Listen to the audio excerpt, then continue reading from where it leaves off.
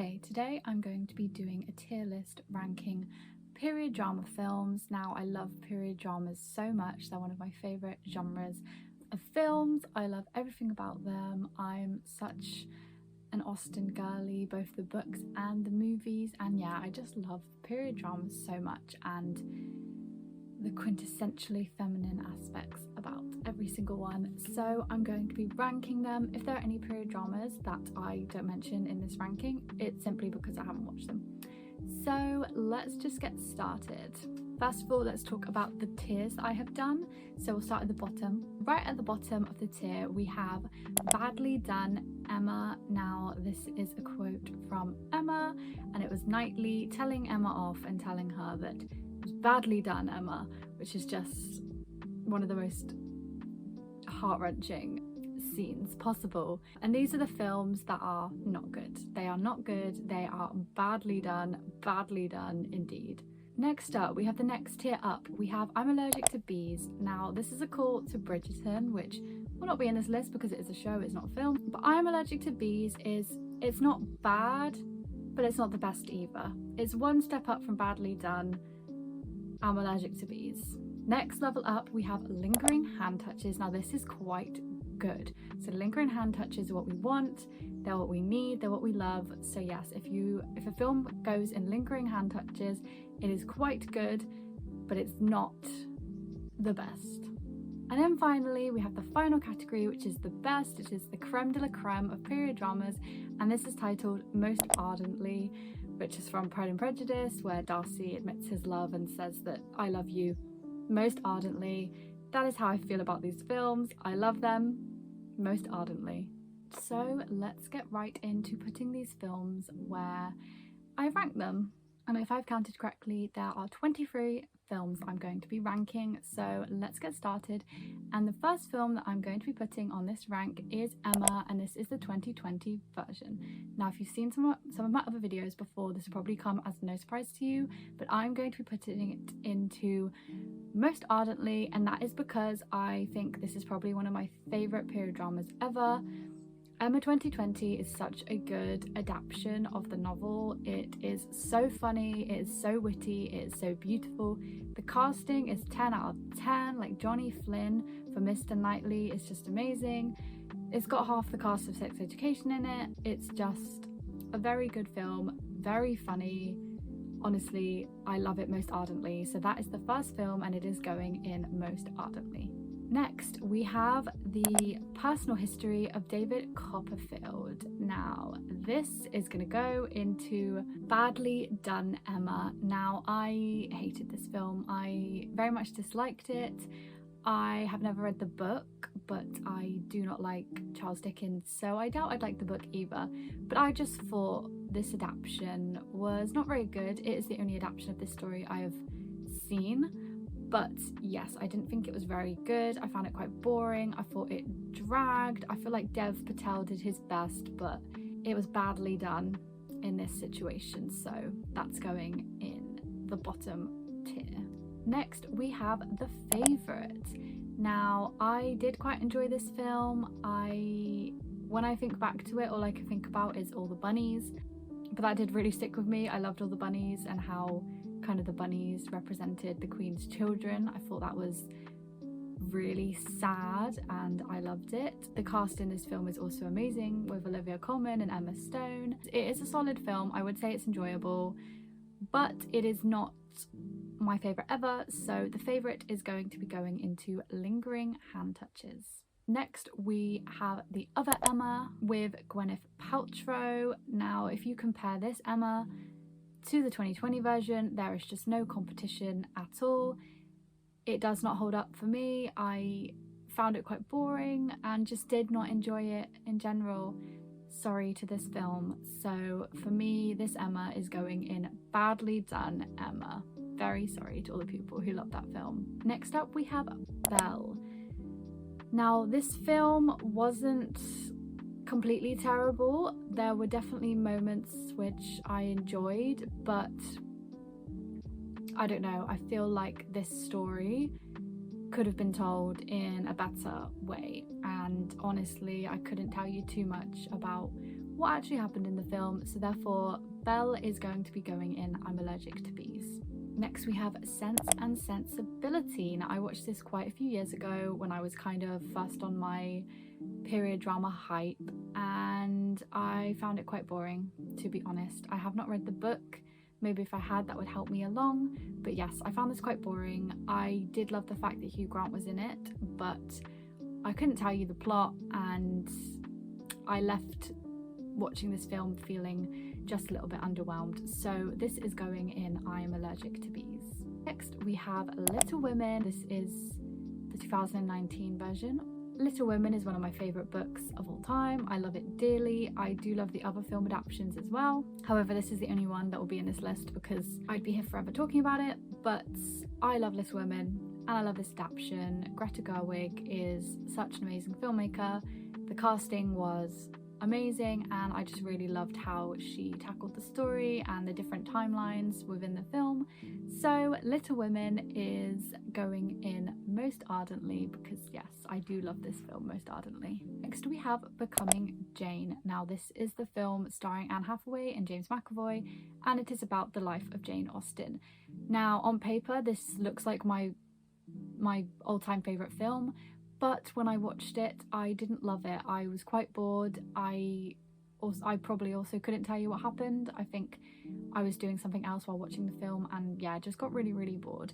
But I have a theory that films are meant for you at certain times of your life. So I just think when I watched this film, it wasn't meant for me. I was maybe too young, and I think if I did rewatch it soon, I'd probably find a lot more enjoyment out of it and I'd actually remember the plot.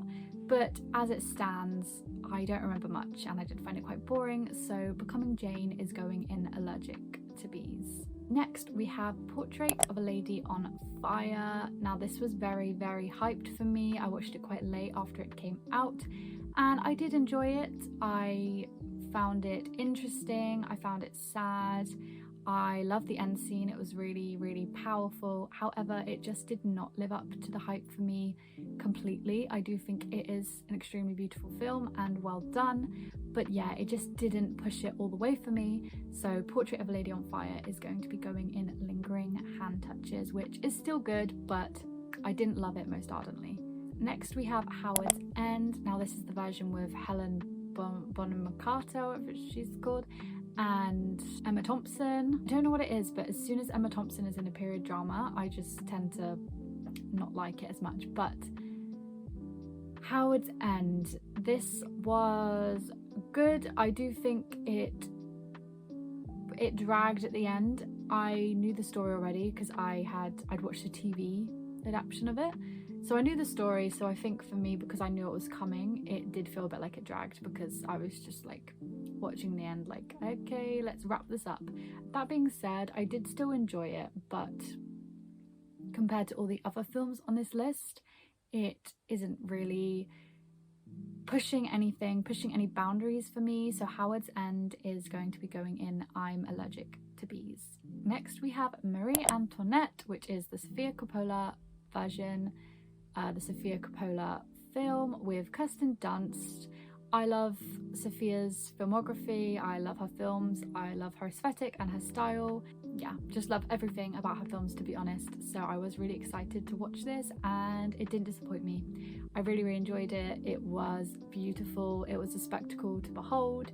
The story I thought was also good. I found it quite sad, and generally it did all work quite well for me. I also love the soundtrack. However, I am putting it in Lingering Hand Touches because I think there was definitely something lacking, and I think for me it was maybe to do with the pacing. I think the way it was paced made it more on the I'm getting fatigued side than it could have been. So I did really enjoy it, but Marie Antoinette is going in Lingering Hand Touches. Next we have The Age of Innocence. Now this is Francis Ford Coppola, and a lot of people see this as his best film, and I have to say I do not agree.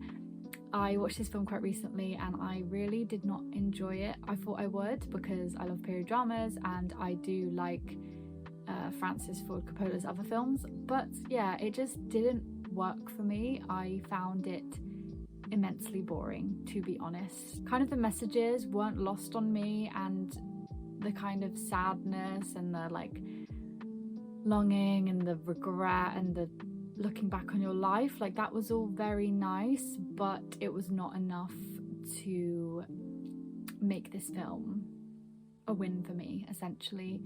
So probably to a lot of people's dismay, I am putting The Age of Innocence in. Badly done, Emma, because I just didn't enjoy it. It did not speak to me. I do not agree that it is his best film. Okay, next we have The Dig. Now this is kind of a different period drama because it's less like love and ball gown drama. It's essentially about somewhere in England where they discovered they had an archaeology artifact and they essentially dig it out, and it is Carey Mulligan is the titular role, and she's one of my favourite actresses of all time, so I was happy to watch it. And also Johnny Flynn is in this film, and I love Johnny Flynn very much. Now yes, I did enjoy this film, but it was kind of one of those films where you watch it and then you never think about it again. So just purely because of that, I'm putting it in I'm allergic to bees, because yes, it was fun while it lasted, but after that it was just over. Never crossed my mind again. Just very like unaffecting film, I would say. Next we have Atonement. Now the chokehold that this film had on me as a child, I was low-key obsessed.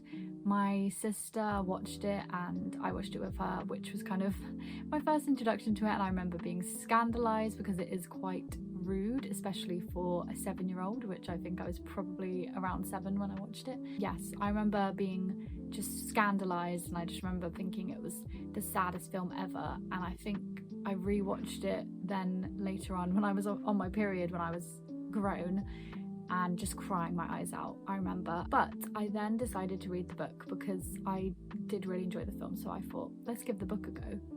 Read the book, and reading the book actually made me dislike the film because I just think the film is really not as good as I remember it, because I rewatched the film after reading the book with my boyfriend to be like, let's watch this amazing film, and it just kind of fell flat, which is really sad when you remember a film a certain way and then it doesn't deliver exactly what you wanted. But I do still love it, and it does still have a special place in my heart, and I love Keira Knightley, and I love Saoirse Ronan, and I love James McAvoy, and all of that about the film is great. And it is still sad, but it just fell short to the book for me. And I don't know, maybe just because I've watched it too many times and I've heard the story too many times, maybe if you watched it for the first time it would be gripping and really good like it was for me when I watched it the first time. But I think, yeah, maybe rewatchability is not that good on this one, so therefore I'm putting Atonement in lingering hand touches because I still love it, but it's not most ardently. Next we have the film Pride and Prejudice. Now I don't know if this will be a surprise, but this is just one of the best period dramas. I'd say it goes Emma 2020 and then it goes Pride and Prejudice. Just so good. Everything about this film is amazing. I love the book and I love this film. I think the casting, the cinematography, the pacing, the script, I don't care that it's so long. Like, I love that it's so long. I want any extra screen time possible. Everything about this film is perfect to me, essentially, just perfect. And the iconic scenes are very iconic, and yes, there's just no other place for this film than most ardently, because yes, I love this film so much, and I've seen it so many times, and I will continue to watch it so many times because it's a masterpiece, to be honest. To me, it's just an amazing, incredible film. Such a good time. Next we have Ammonite. I believe that is how it's pronounced. Now this is the lesbian period drama about Saoirse Ronan and Kate Winslet, and it is about this woman who's married to a man and he wants to learn about kind of collecting fossils, and there's this woman, Kate Winslet, who does that as a profession, and she's very good at it, and she's found a lot of fossils on her beach and kind of, I don't know what the word is, but kind of cleaned them and like made them presentable for a museum. That's her job essentially. And she meets this man's wife who wants to learn all about it, who is Saoirse Ronan. Then Saoirse ends up staying with her and they fall in love. I did think this was good, but it was a little bit bleak, I would say. And again, just like The Dig, it's one of those ones where I kind of watched it and then never thought about it again, and it was just kind of inconsequential. So therefore, Ammonite is going to be going in I'm Allergic to Bees. Next we have Suffragette. Now again, the chokehold that this film had on me when it first came out when I was younger. I loved it so much because Carey Mulligan was the main character. It was about suffrage, it was about feminism, great. And essentially it's about suffragettes in the UK in 1914 to 1920, I would say. And I haven't seen it in a while. I did love it when I watched it. I think if I watched it now, I would love it, but maybe not as much as I previously did, because I think the film does lack intersectionality a lot. Like, it is all, to my memory, it's all, there's no black people, I don't think. There's no people of colour. It is very much white feminism, which I suppose the suffragettes of that time were, but also people of colour did exist in the UK. So yeah, I just feel like it could have been better, but it did come out a while ago, so maybe reflective of its time, but still I want to hold it to a higher standard, and I think it could have done better. But I do still enjoy it, and I think it is an important film, so I'm going to put Suffragette in Lingering Hand Touches. Next we have A Little Chaos. Now this is Kate Winslet and this actor I don't know the name of, but I do really love him. I'll put his name on the screen.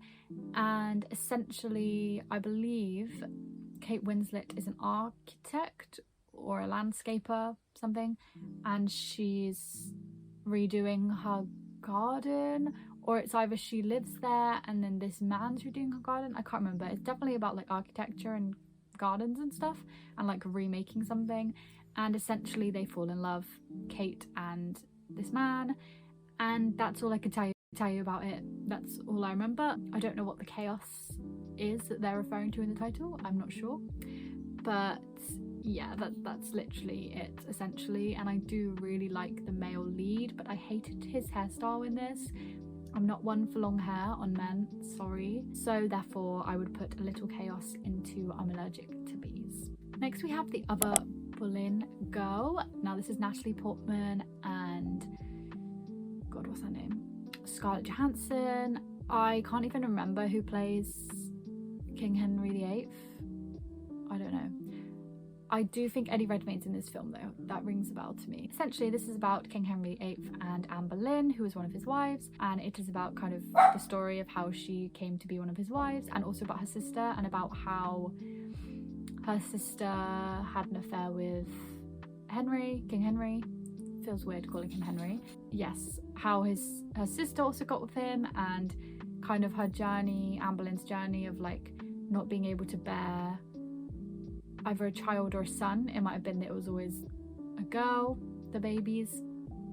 Yeah, and about all of that, and then also about kind of Anne's demise. And it was really, really interesting because I did learn about the Tudors, as I'm sure every UK person did. I learned about it in primary school actually, but we never went into that much detail. Like, it was kind of just like, here's all the wives, here's what happened to them, but very like surface level, whereas this very much goes into the detail of like what happened to Anne and why, and like what was held against her type thing, which I just never knew. I'd never heard about because we didn't go into that much detail in school, and it was just really interesting to get some more detail on what had gone on.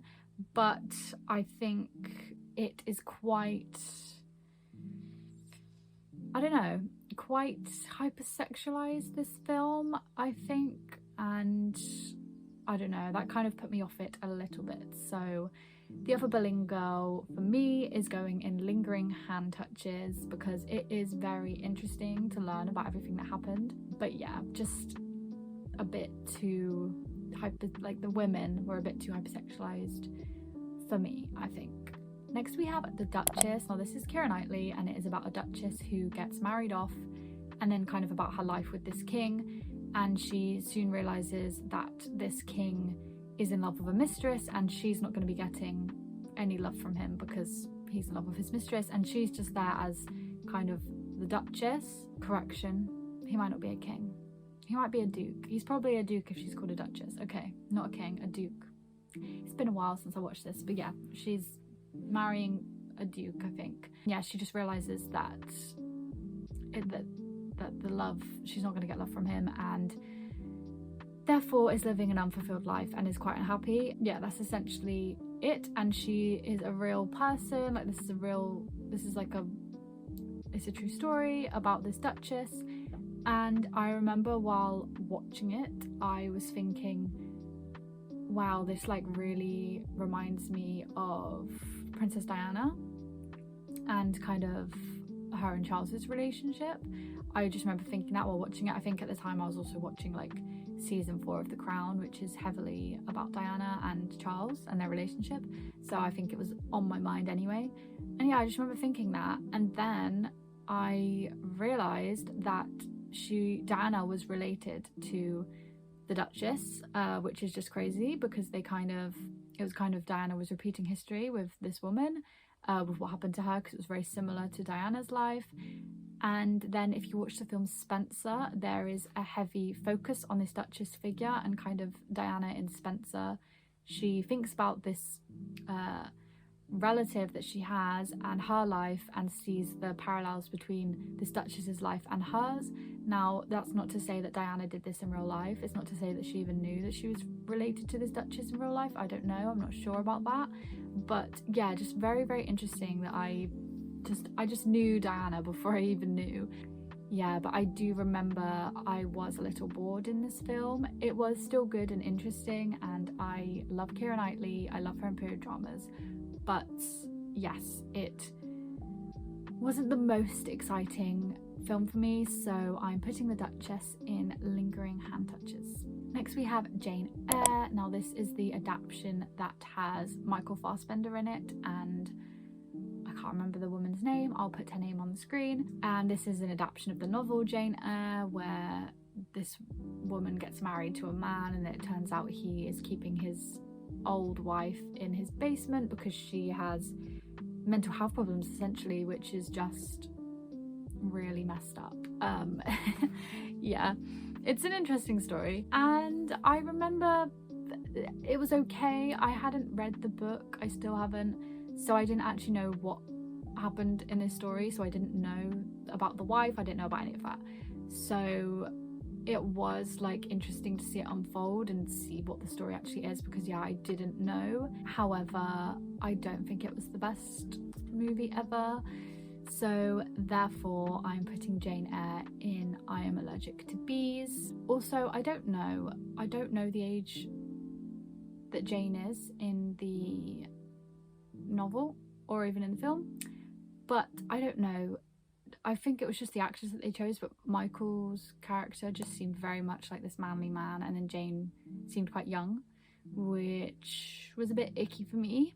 So yeah, Jane Eyre is going in I'm Allergic to Bees.